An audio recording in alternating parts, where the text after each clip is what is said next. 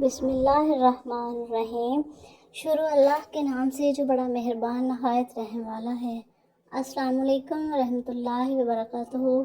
Islamic centre channel میں خوش آمدید ویورز۔ یہ اسلامک چینل آپ کے لیے خاص طور پہ بنایا گیا ہے کہ اس میں آپ کو اسلام کے بارے میں ساری معلومات ملیں، نالج ملے، کیونکہ ہم جب کوئی بھی بک پڑھتے ہیں یا کہیں سے ہمیں کوئی واقعہ نظر آتا ہے تو بالکل مختصر سا ہوتا ہے، بہت ہی شارٹ اس میں بتایا گیا ہوتا ہے اور ہمیں ساری ڈیٹیل کا نہیں پتہ چلتا۔ تو اس چینل پہ آپ کو ساری ڈیٹیل جاننے کے لیے ویڈیوز ملیں گی، تو چینل کو سبسکرائب ضرور کیا کریں اور ویڈیو کو لائک اور شیئر بھی کیا کریں۔ آپ کے شیئر کرنے سے یہ نالج بہت سارے لوگوں تک پہنچتا ہے اور ہمارے انبیاء اکرام کے بارے میں ہمیں نالج ملتا ہے، اسلام کے بارے میں ہمیں نالج ملتا ہے، تو اس کو ضرور شیئر کیا کریں، کیونکہ باقی معلومات کے ساتھ ساتھ ہمیں یہ جاننا بھی بہت ضروری ہے کہ ہمارے دین میں کیا ہوا، ہمارے پیغمبروں کے ساتھ کیا ہوا، ہم سے پہلے آنے والی قوموں نے کیا کچھ کیا اور ان کے ساتھ کیا ہوا۔ تو یہ سارا کچھ جاننا ہمارے لیے بہت ہی ضروری ہے۔ تو ویورز آئیے چلتے ہیں ویڈیو کی طرف۔ آج کی ویڈیو ہے حضور صلی اللہ علیہ وآلہ وسلم کے پہلے سفر کے بارے میں۔ قریش مکہ کا سب سے بڑا ذریعہ معاش تجارت تھا۔ موسم گرما میں ان کے تجارتی قافلے شام اور سرما میں یمن کی جانب جاتے تھے۔ اس سال بھی قریش کا ایک بڑا قافلہ شام کے سفر کی تیاریوں میں مصروف تھا۔ ابو طالب جو قریش کے ایک نامور تاجر اور بنو ہاشم کے سردار تھے، اس قافلے کی قیادت کرنے والوں میں شامل تھے۔ جب سفر کی تیاریاں مکمل ہو گئی اور قافلہ روانی کے لیے تیار ہوا تو ابو طالب نے اپنے تمام عزیز و اقارب سے رخصت ہونے لگے۔ جب وہ اپنے بھتیجے محمد صلی اللہ علیہ وسلم سے ملے تو جدائی کے تصور نے دونوں کو بے چین کر دیا۔ ننھے محمد جو اس وقت محض 11 سال کے تھے، انہوں نے اپنے چچا کی اونٹنی کی مہار تھام لی اور ان کی آنکھوں میں دیکھ کر کہا، چچا جان، آپ مجھے کس کے سپرد کر کے جا رہے ہیں؟ یہاں نہ میری ماں ہے اور نہ والد۔ یہ الفاظ ابو طالب کے دل میں تیر کی طرح پیوست ہو گئے۔ ان کی آنکھوں سے اشک روانہ ہو گیا اور بھتیجے کی محبت ان کے تجارتی نفع نقصان پر غالب آ گئی۔ انہوں نے اسی وقت فیصلہ کیا کہ وہ اس نور نظر کو اپنے سے جدا نہیں کریں گے۔ انہوں نے قافلے والوں سے کہا، خدا کی قسم میں اسے اپنے ساتھ لے کر جاؤں گا، ہم ایک لمحے کے لیے بھی ایک دوسرے سے جدا نہیں ہوں گے۔ اور یوں مستقبل کے پیغمبر صلی اللہ علیہ وآلہ وسلم نے اپنے شفیق چچا کے ہمراہ اپنی زندگی کی پہلے طویل اور اہم سفر کا آغاز کیا۔ یہ سفر صرف تجارت کا نہ تھا بلکہ یہ تقدیر کے اس کھیل کا ایک اہم باب تھا جہاں آسمانی بشارتیں زمین پر اپنے ظہور کی منتظر تھیں۔ قافلہ مکہ کی سنگلاخ وادیوں سے نکلا اور صحرائے عرب کی بے کران وسطوں میں داخل ہو گیا۔ دن کی تپتی دھوپ، رات کی ٹھٹرتی ٹھنڈک، ریت کے ٹیلے اور لکودھک صحرا، یہ سفر انتہائی کھٹن اور صبر آزما تھا، لیکن ابو طالب کی شفیق نگاہیں ہر دم اپنے بھتیجے کی حفاظت پر معمور تھیں۔ وہ دیکھتے کہ دوران سفر ایک عجیب و غریب واقعہ رونما ہو رہا تھا۔ جب سورج کی تپش ناقابل برداشت ہو جاتی تو بادل کا ایک ٹکڑا محمد صلی اللہ علیہ وآلہ وسلم کے سر پر سایہ فغن ہو جاتا اور قافلے کے ساتھ ساتھ حرکت کرتا۔ یہاں قافلہ رکتا، وہ بادل بھی ٹھہر جاتا۔ یہ منظر ابو طالب اور چند دیگر اہل قافلہ کے لیے حیران کن تو تھا، مگر وہ اس کی اصل حقیقت سے ناآشنا تھے۔ مہینوں کی مسافت کے بعد یہ قافلہ شام کی سرحد پر واقع شہر بصرہ کے قریب پہنچا۔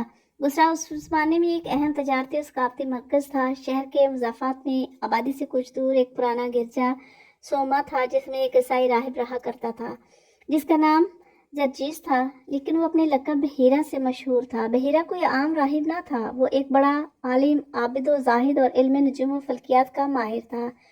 اس نے اپنی زندگی پچھلی آسمانی کتابوں بالخصوص انجیل اور تورات کے مطالعے اور ان کی پیشگوئیوں پر غور و فکر کرتے ہوئے گزاری تھی۔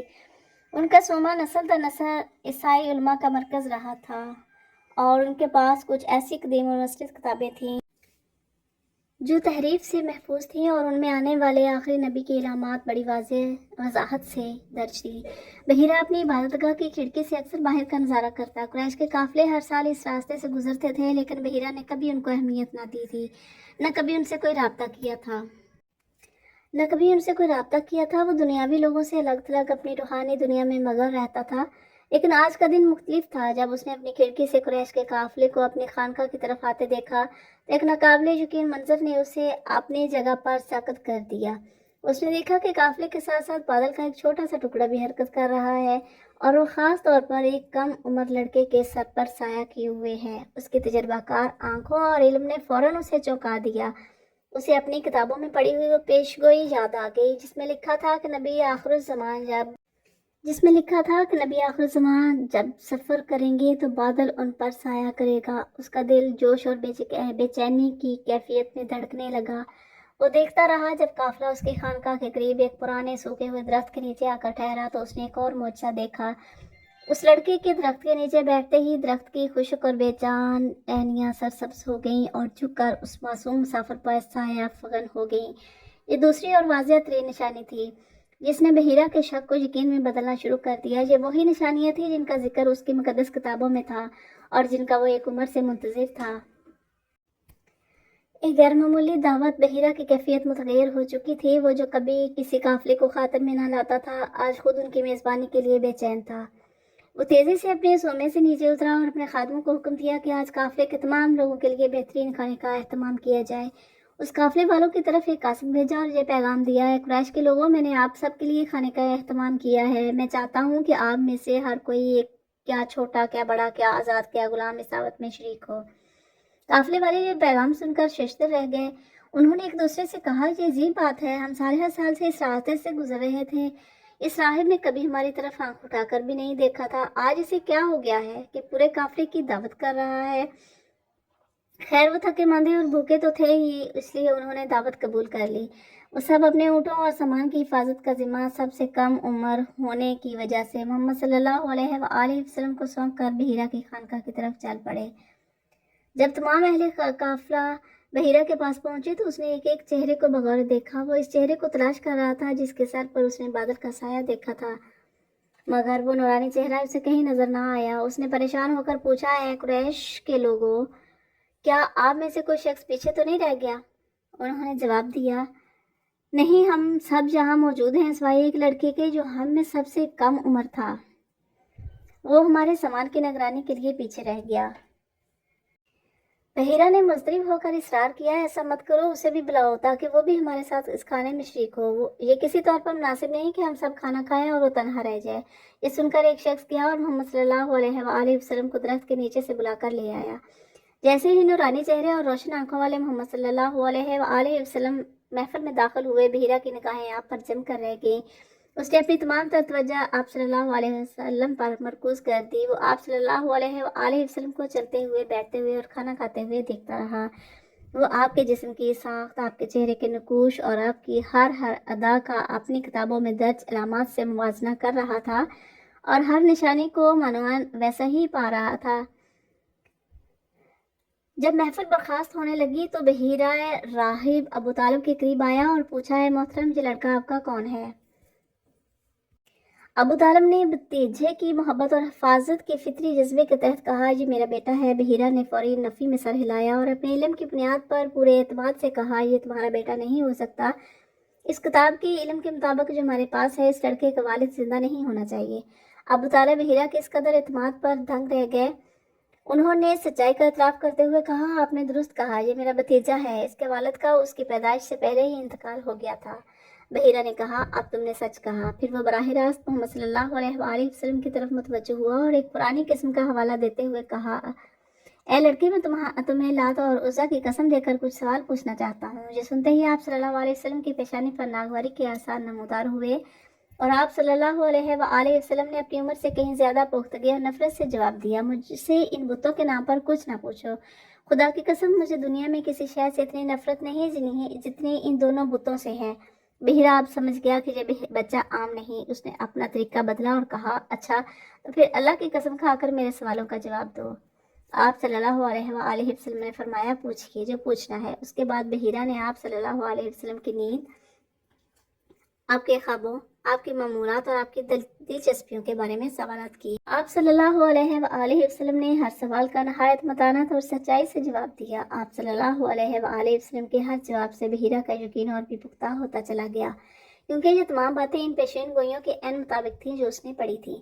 جب سوال و جواب کا سلسلہ ختم ہوا تو بحیرہ نے آخری اور سب سے بڑی نشانی دیکھنے کی خواہش ظاہر کی۔ اس نے ابو طالب سے درخواست کی، میں اس بچے کی کچھ دیکھنا چاہتا ہوں، مجھے امید ہے کہ میں وہ نشانی دیکھ لوں گا جس کی وہ مجھے تلاش ہے۔ ابو طالب نے اجازت دے دی۔ بحیرہ نے جب آپ صلی اللہ علیہ وآلہ وسلم کی قمیص مبارک پشت سے اٹھائی تو اس کی آنکھیں کھلی کی کھلی رہ گئیں۔ آپ صلی اللہ علیہ وآلہ وسلم کے دونوں شانوں کے درمیان بائیں کندھے کی ہڈی کے قریب گوشت کا ایک ابھرا ہوا حصہ تھا جس پر تلوں کا گچھا تھا اور وہ کبوتر کے انڈے کے برابر تھا۔ یہی وہی مہر نبوت تھی جس کا ذکر تمام آسمانی صحیفوں میں واضح طور پر موجود تھا۔ بحیرہ نے بے اختیار اس مہر نبوت کو بوسہ دیا اور اس کی آنکھوں سے آنسو جاری ہو گئے۔ اس پر حق پوری طرح آشکار ہو چکا تھا۔ وہ سمجھ گیا تھا کہ یہ وہی ہستی ہے جس کا انتظار انبیاء اور اولیاء صدیوں سے کر رہے تھے۔ تصدیق کے اس لمحے کے بعد بحیرہ کا لہجہ اور رویہ یکدم بدل گیا۔ اس میں اب ایک شدید قسم کی فکر مندی اور عجلت تھی۔ وہ ابو طالب کی طرف پلٹا اور لرزتی ہوئی آواز میں کہا، اے ابو طالب، اپنے بھتیجے کو لے کر فوراً یہاں سے چلے جاؤ اور اسے واپس مکہ لے جاؤ۔ خدا کی قسم، اگر اسے یہودیوں یا رومیوں نے دیکھ لیا اور وہ نشانیاں پہچان لی جو میں نے پہچانی ہیں تو وہ اسے قتل کرنے کی کوشش کریں گے۔ یہ کوئی عام بچہ نہیں ہے، یہ اللہ کا منتخب بندہ ہے اور اس کے مقدر میں ایک عظیم شان کام لکھا ہے، اس کی حفاظت کرو۔ بحیرہ کی سنگین وارننگ نے ابو طالب کو ہلا کر رکھ دیا۔ وہ پہلے ہی اپنے بھتیجے کی غیر معمولی صفات اور سفر کے دوران پیش آنے والے واقعات سے متجسس تھے، لیکن اب ایک جدید عالم کی گواہی اور مہر نبوت کی تصدیق نے انہیں معاملے کی سنگینی کا احساس دلا دیا۔ انہیں سمجھ آ گئی کہ ان کے کندھوں پر کتنی بڑی ذمہ داری ہے۔ ابو طالب نے ایک لمحہ بھی ضائع نہ کیا۔ انہوں نے بحیرہ کا شکریہ ادا کیا، شام کے مرکزی بازاروں تک جانے کا ارادہ ترک کر دیا، اپنا سامان تجارت وہیں بوسرہ میں ہی عجلت میں فروخت کیا اور فوری طور پر اپنے بھتیجے کو لے کر مکہ کی جانب واپس روانہ ہو گئے۔ ان کا دل اب تجارت کے نفع سے زیادہ اس امانت کی حفاظت کی فکر سے لبریز تھا جو قدرت نے ان کے سپرد کی تھی۔ یہ واقعہ سیرت النبی صلی اللہ علیہ وسلم کے اوراق میں ایک سنگ میل کی حیثیت رکھتا ہے۔ یہ پہلا موقع تھا جب سرزمین عرب سے باہر اہل کتاب کی ایک عالم نے برملا آپ صلی اللہ علیہ وآلہ وسلم کی نبوت کی گواہی دی اور ان نشانیوں کی تصدیق کی جو پچھلی کتابوں میں مذکور تھیں۔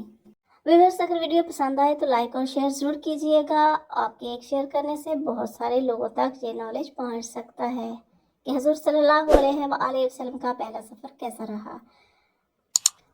اور ساتھ ساتھ چینل کو سبسکرائب بھی ضرور کیجیے گا، اس سے آپ کے نالج میں اضافہ ہوتا ہے اور چینل کو سپورٹ ملتی ہے۔ تو ملتے ہیں نیکسٹ ویڈیو میں، تب تک کے لیے اللہ حافظ۔